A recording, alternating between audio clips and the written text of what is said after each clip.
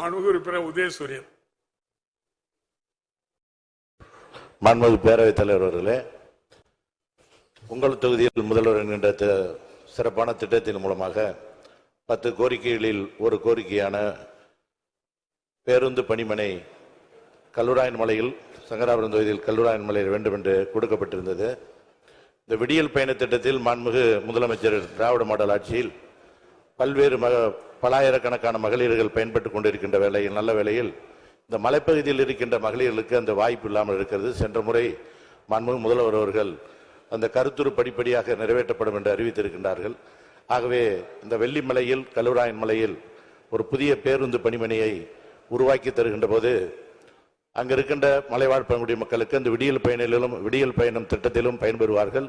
ஆகவே வெள்ளிமலையிலிருந்து சின்ன திருப்பதி செல்வதற்கு மாண்புமிகு பொதுப்பணி மற்றும் நெடுஞ்சாலைத்துறை அமைச்சர் அவர்கள் ஊரக மற்றும் உள்ளாட்சித்துறையின் மூலமாக இப்போது 34 கிலோமீட்டர் எடுக்கப்பட்டிருக்கிறது. ஆகவே விரைவாக அந்த சாலையும் போடப்பட இருக்கின்ற இந்த நல்ல வேளையில் அந்த போக்குவரத்து பணிமனையை மாண்புமிகு போக்குவரத்துறை அமைச்சர் அவர்கள் இந்த நிதியாண்டிலேயே பணிமனையை உருவாக்கி தருவதற்கு அமைச்சர் அவர்கள் முன்வருவார்களா என அறிய விரும்புகிறேன்.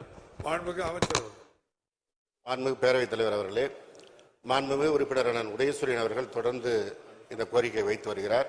மலைப்பகுதியிலே மாண்புமிகு முதலமைச்சர் அவர்கள் மகளிருக்கான இலவச பேருந்துகளை இயக்குவதற்கு உத்தரவிட்டு அது உதகமண்டலத்தில் துவங்கி ஒவ்வொரு பகுதியாக படிப்படியாக அமல்படுத்தப்படுகிறது. அவருடைய அந்த பகுதியிலும் அந்த சேவை துவக்கப்பட்டிருக்கிறது. இருப்பினும் மலைப்பகுதி முழுவதற்கும் தேவை என்றால் அங்கே ஒரு பணிமனை அமைக்க வேண்டும் என்ற கோரிக்கை வைக்கிறார். காரணம், இப்பொழுது அங்கு இயங்குகின்ற பேருந்துகள் ஆத்தூரிலிருந்தும் சின்னசேலம் பணிமனையிலிருந்தும் இயக்கப்படுகின்றது. அங்கே அந்த பணிமனை அமைப்பதற்கு போக்குவரத்து கழகத்திற்கு இருக்கின்ற நிதிநிலை இடம் கொடுக்காது என்ற போது அவர் என்னிடத்திலே தனிப்பட்ட முறையில் கொடுத்த வாக்குறுதி, சட்டமன்ற உறுப்பினர் நிதியிலும் நமக்கு நாமே திட்டத்தின் மூலமாக அந்த பணிமனை அமைவதற்கான அடிப்படை பணிகளை செய்வேன் என்று சொன்னார்.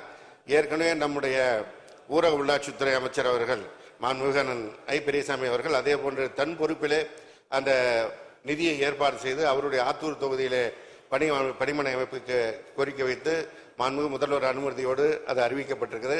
அதற்கான பணியை அவர் செய்து வருகிறார். அதேபோல் அண்ணன் உதயசூரியன் அவர்களும் இதற்கான நிதிகளை ஏற்பாடு செய்தால் நிச்சயமாக அதை அமைப்பதற்கு நடவடிக்கை எடுக்கப்படும் என்பதை தெரிவித்துக் கொள்கிறேன்.